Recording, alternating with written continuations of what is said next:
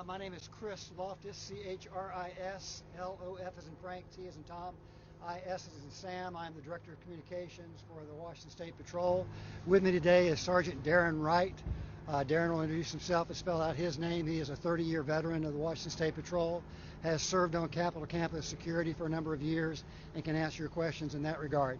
I'll be able to answer your questions. Darren's going to give kind of a tick-tock of what happened today. I'll be able to answer your questions about any other preparations that we're doing for future events or for past events. I will tell you that on Monday we are expecting a situation that we expect that you will be covering. I'll go in a little bit more detail about that.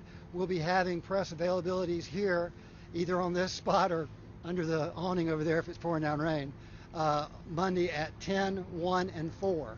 I'll be sending out a press release to that regard by 11 o'clock on Friday, and so we'll be able to give you regular updates during the day if they're warranted. If it is not warranted, we'll just do the one at 10 and wish everybody well. So with that, I'm going to turn it over to Sergeant Darren Wright. He is going to give you the tick-tock of what happened this afternoon. Darren. Good afternoon, everybody. My name is Sergeant Darren Wright, DARRENWRIGHT. I'm the Headquarters Public Information Officer for the State Patrol. So this afternoon, shortly before 3 o'clock, a group of protesters gained access to the grounds of the mansion at the governor's mansion. WSP immediately responded from the first call that we had that breach. WSP is dispersing the crowd in a calm and orderly fashion at this time. There have been no reports of violence or property damage that we know of at this time. The governor and his family are in a safe location, and they were never in danger. WSP is investigating how the breach occurred and will take necessary steps to make sure that there is no repeat occurrence of this event. We urge the public to remain calm in these troubled and troubling times. Remind visitors to the Capitol campus that while your rights to free speech are honored and protected, you do not have the right to commit illegal acts. Entering the governor's mansion grounds is illegal and is dangerous. With that, we'll take questions. Can you talk a bit, obviously all day today we watched the events in D.C. and saw how quickly things could become trouble. Do you feel like you were properly prepared for what you dealt with at the governor's mansion, seeing how upset people were and how people were acting at other state capitals and in D.C.? Yes, there was. It always takes time to put resources into place, but today's events were peaceful throughout most of the day. The people that were here were expressing their rights in a very respectable fashion. There were members of the media that were pepper sprayed. I don't know if I would consider that peaceful. From what we heard, that was not on the Capitol campus. So, but the incidents we were dealing with, from what I heard, were very peaceful throughout the day. So we had resources staged, and it just took a little bit to get here, but as you see, the resources did arrive reasonably quickly. Sergeant, were there... I don't believe we have made any arrests at this time, but we can put that out on the Twitter later to make sure if that's correct. Given that it's illegal to break into the governor's grounds, did you think about arresting all those people? I'd have to look. I got here kind of late into the game, so I will check into that, but we don't have that information at this time. Sergeant, we saw one trooper who was trying to stop that massive flow of people when they broke through the gate. Were there enough troopers staged in close enough vicinity, do you feel, given what happened today? Well, we'll evaluate, as I said, the situation, how it occurred, and how we can do better in the future. So we will of course look into how we responded and any way we can do better. And just a follow-up to that, you said that the breaking onto the grounds was illegal. Is there any sort of additional violation when you're armed and also breaking into the grounds of the governor's mansion? I'd have to look into that, RCW, to see if that being armed changes that, but I know it is trespassing to be on those grounds. The governor was never in danger. We're not going to comment on whether he was there or not. Yes, sir. I can't hear you, sir. I'm sorry. Around 20 to 2, during the rally, the organizers announced we're going to take a picture, then we're going to walk to the governor's mansion. At 2 o'clock, we still had nobody in front of the picture because they didn't know that hint of what they were going to do. How can you say you were prepared if they told you what they were going to do and they did it? Well, often in these rallies, people say they're going to march to the governor's mansion. They march to the gates and they stand and do their rally in front of the gates and don't try to breach. So, like I said, we will evaluate the situation and see how we can do better in the future. Sergeant, can those folks who did break through the gate and trespass expect to be charged, prosecuted? There will be investigations on what happened, and we'll look into what's appropriate. And if there are charges appropriate, we'll forward those to the prosecutor's office for determination. Tell us how you managed to get the group off that had breached the fence off of the property. How did that process go? We used an orderly fashion. We tried to make sure everybody was safe, and we gained compliance through talking to them and working them out. And then we got the forces in there, and then we got the people that were on the grounds off the grounds. There were no munitions applied or deployed? No, it was very peaceful when they left. Actually, they made their point, and then they left shortly after. I mean, they were occupied it for a little while, but there was no violence and no property damage that we were aware of. Did they go into the mansion? No, they did not make access to the mansion itself, just to the grounds. No damage to the building? Not that I'm aware of. There were lawmakers on the grounds today, legislators. Did any legislators assist in trying to talk to the crowd? Did they join? I don't know what the legislature did. I can't speak for them. Or were there any lawmakers on the ground? I don't know that answer, sir. I'm sorry. Knowing what may happen next week at the start of the session, we've already heard for weeks now people telling folks to come here. Is this a bad sign of things to come next week? I don't know, but Mr. Loftus is going to address next week's activities here in a little bit. And what about tonight? What kind of response will there be from state troopers tonight around the governor's mansion? We'll continue to monitor the situation. It appears to be breaking up pretty well, but we'll keep resources in the area just to make sure there's not a reoccurrence. About how long the protesters were behind the fence? How much time passed? I want to say approximately a half hour, but I'm not sure. I'd have to look into that. Can you clarify, was the gate open when they pushed through? Or did they- I was not there, so I haven't seen the video to answer that. I mean, the gate was put back, so it doesn't seem like it was broken. The gate is currently in position, so I don't know. I don't know of any damage that actually occurred to it. So. Broken down, but Yeah, I don't know. That was also my point of clarification. You said that there was no property damage based on your understanding, but it looked like the gate was broken. Just hoping for some clarity there. I was just there a few moments ago, and the gate was standing tall. And in fact, I reached through it to talk to one of my coworkers, and he was on the other side of the fence, so it was standing tall as from where I was at. Was this supported by any other area involved? Yes, and we're very appreciative to our partner agencies, Thurston County Sheriff's Department, the Olympia Police Department. We had the Washington State Fish and Wildlife officers here assisting us, and there may have been others. We put out a request for assistance, and many agencies responded to that request, and we really appreciate that partnership we have with them. The law enforcement, there was not a large law enforcement presence on campus visible today. Correct. When you knew people were heading to the mansion and you were able to monitor that, are people starting to move there, or was that still the approach to take a wait and see approach? Because it was a while before backup arrived.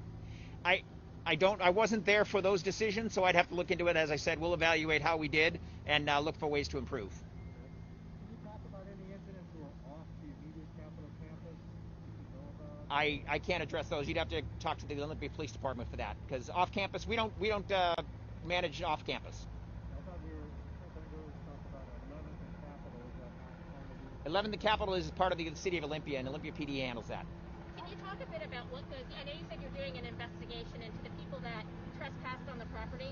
Can you talk a bit about what goes into a decision to make an arrest immediately, as opposed to what goes into making a decision to arrest later after an investigation? Well, if you make one arrest, that could agitate the crowd and make things worse. So if they're not creating violence at the moment and they're not destroying property, we have time on our hands, and we want to try to keep it as peaceful as possible. And in this case, it worked because we were able to get everybody off the property without any altercations or any violence. So that's one of the reasons that we take into consideration on making arrests right there, is agitating the crowd and making things worse in the situation. All summer, in Olympia, we've seen this state patrol plane overhead a lot during demonstrations of all sorts. Why isn't that up in the sky today? It was. It when I talked to you earlier, it was not, but once things started happening, it was deployed. I was watching the video feed recording. Yeah. Okay. So it was deployed after you called me earlier. It was deployed, and it was up there. So.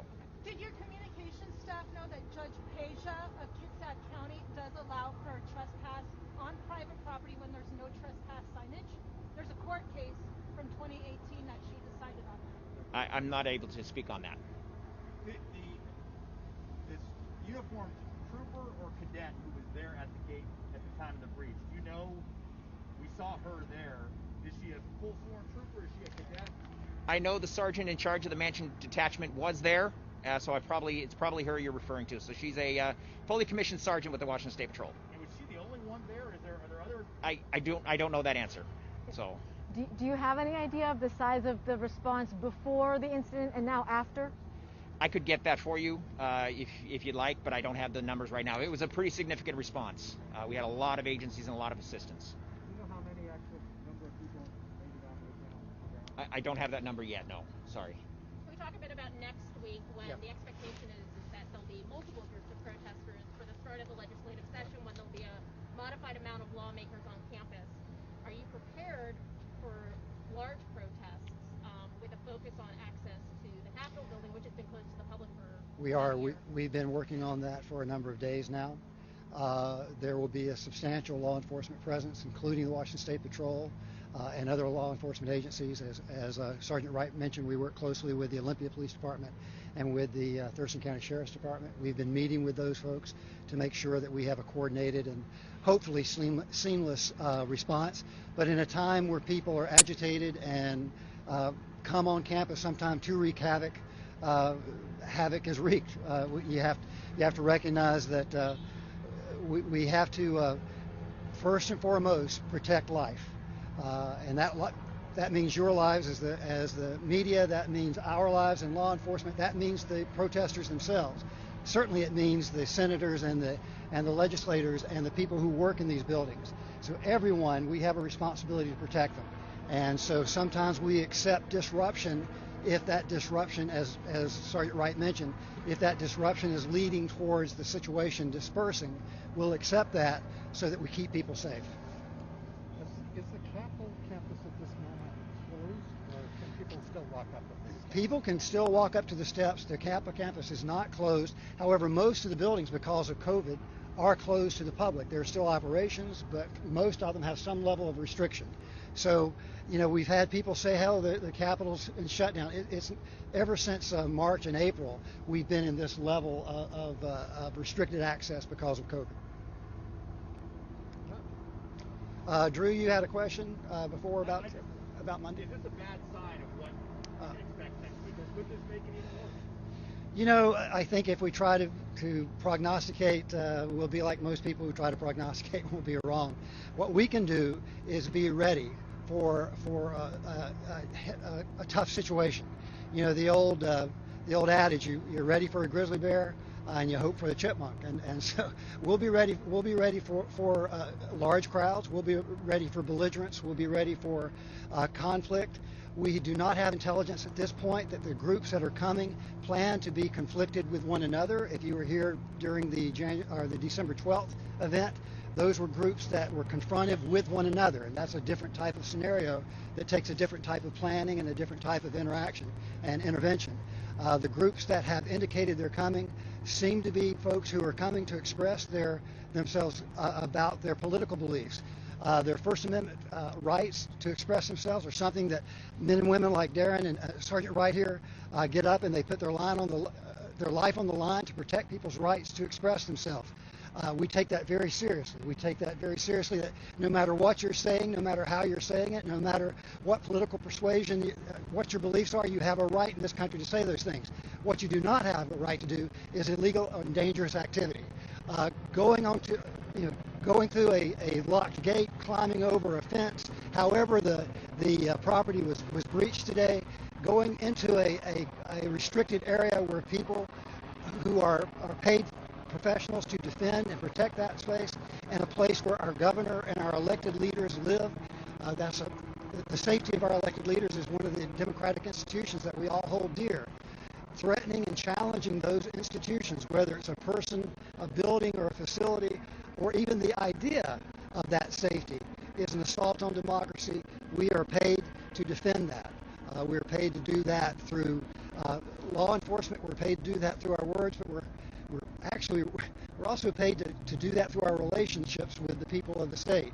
We want a respectful and dignified approach to political discourse. What we saw breaching a gate and going into a secured area is not a respectful and dignified approach to free speech. It's an illegal act, and that's how we have to respond to it.